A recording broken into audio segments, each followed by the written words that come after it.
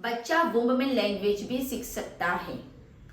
ओडिली की लाइफ का एक इंसिडेंट मैं आप लोगों के साथ शेयर कर रही हूँ।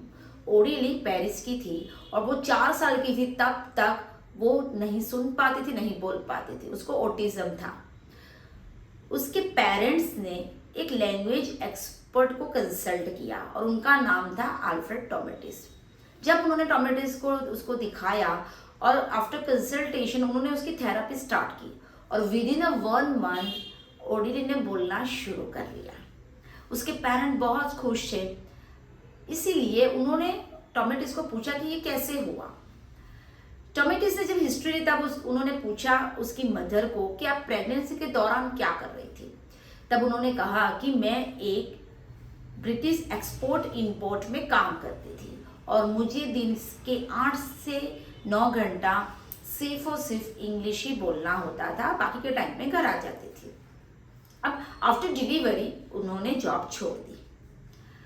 अब यहाँ पे क्या हुआ, ड्यूरिंग वुम्ब लाइफ ओडिली ने सिर्फ और सिर्फ मैक्सिमम इंग्लिश लैंग्वेज को ही सुना था और जब वो बाहर आई उसकी मम्मी ने तो जॉब छोड़ दी, इसलिए उसने इंग्लिश तो सुनना ही नहीं दिया और घर में जो थे सराउंडिंग में जितने भी पीपल थे वो सिर्फ और सिर्फ फ्रेंच में बोलते थे और वो उससे यूज टू नहीं हो पाई।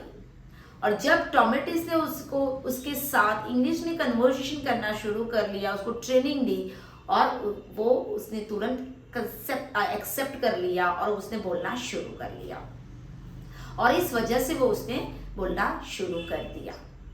यानी आपको लगता है कि ये कैसे होता है, जैसे कि मैं आपको समझाऊं कि जब भी बच्चा कोई लैंग्वेज सीखता है तो वो सबसे पहले उसका टोन सीखता है, यानी लय सीखता है।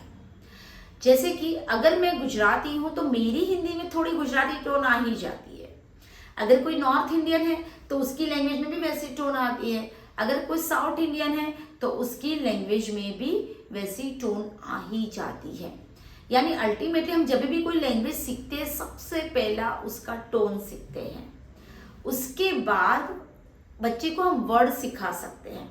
जैसे कि क्या करते हैं, बच्चा जब बाहर आता है, जब वो 1 साल का हो जाता है, हम क्या सिखाना शुरू करते हैं, मम्मा पापा।